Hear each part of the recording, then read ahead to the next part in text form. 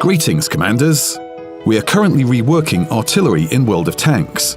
Decreased stun effects, reduced damage to vehicles on the edge of the burst radius, increased efficiency of spall liners, and reworked technical characteristics of some SPGs. Now let's get into the details. Back in April 2017, as part of Update 0918, we made some significant changes to SPGs. The update aimed to solve an important issue. Players neither liked playing SPGs nor fighting against them. Those who didn't like SPGs complained about being one-shotted or receiving tons of damage upon penetration. Plus, there were too many SPGs in each battle. On the other hand, SPG players needed to consider the long reload time and poor accuracy. We've tried to solve the issue on both sides. Now, SPGs only have HE shells. Additionally, we decrease their penetration and damage per hit. There can be a maximum of 3 SPGs on a team, and only 1 SPG in a platoon. We also improved their accuracy and aiming time, while decreasing dispersion. And more importantly, we introduced stun mechanics, which aimed to be more suitable than enormous damage per hit and one-shots. It means that the technical characteristics of a vehicle are temporarily decreased if the vehicle is within the burst radius of an SPG shell.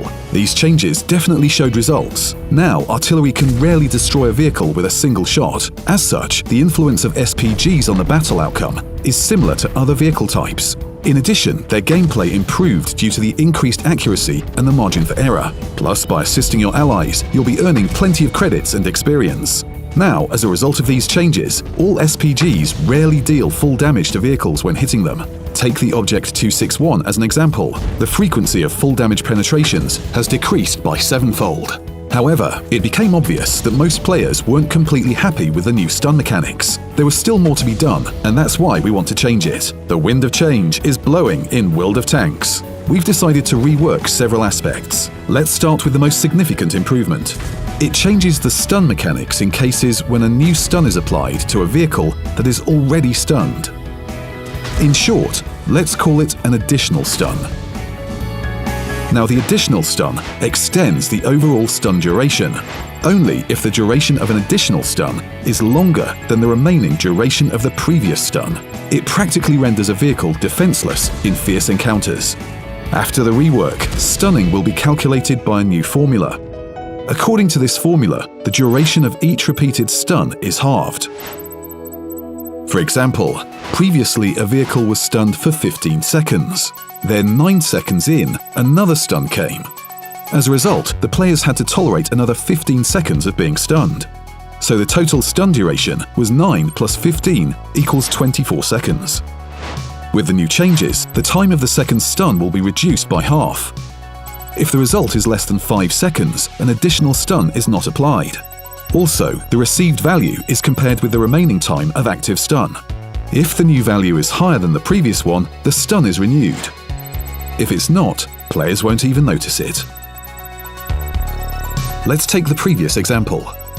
There was a 15-second stun, and another 15-second stun comes 9 seconds in. The remainder of the first stun is 6 seconds. 15 seconds of new stun are divided into 2, so we get 7.5 seconds. 7.5 seconds is more than the 6-second remainder, so instead of 15 seconds as before, the stun will be active for 7.5 seconds. The overall time stunned will be 16.5 seconds. As a result, it's almost 8 seconds less compared to the current mechanic. During this time, players can change position, cause damage to the enemy, reset the cap, and much more. Thanks to the new mechanics, the stun extension from repeated artillery hits will decrease significantly. There will be more cases when players won't notice the repeated stuns. That's because the stun timer won't reset in some cases. After the rebalance, the changes will affect 2 stun components. The component independent from damage is a permanent value. It's known as the minimum stun duration and specified in the garage. This duration depends on the shell and the SPG. The component that depends on damage is a conditional variable that is calculated depending on the damage caused by a shell. It's not specified in the game. Both components combined equal 1. Now, the constant component that doesn't depend on damage will affect the full stun duration by 5% less. For example, the correlation between the conditional constant and conditional variable for the object 261 will change from 0.45 to 0.55 and from 0.4 to 0.6 respectively. This will change the minimum stun duration from 13.05 seconds to 11.6 seconds. The burst damage between the vehicle and the burst point will be redistributed for the stun component that depends on damage.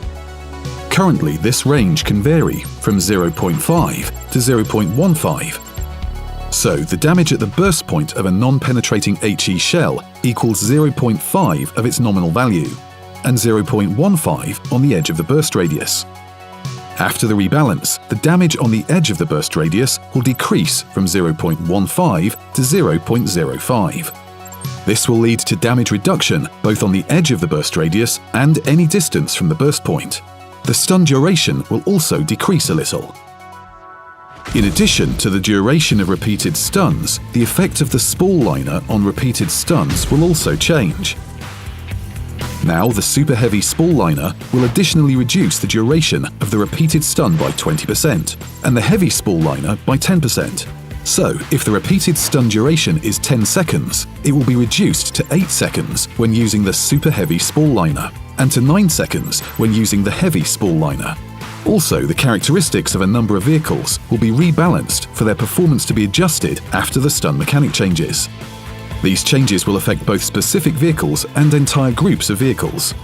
We hope that players both playing with and against these vehicles will see these as positive steps forward. All this is a working concept of SPG revamping. The new changes will be tested on super tests, and we also will evaluate the possible consequences of these changes.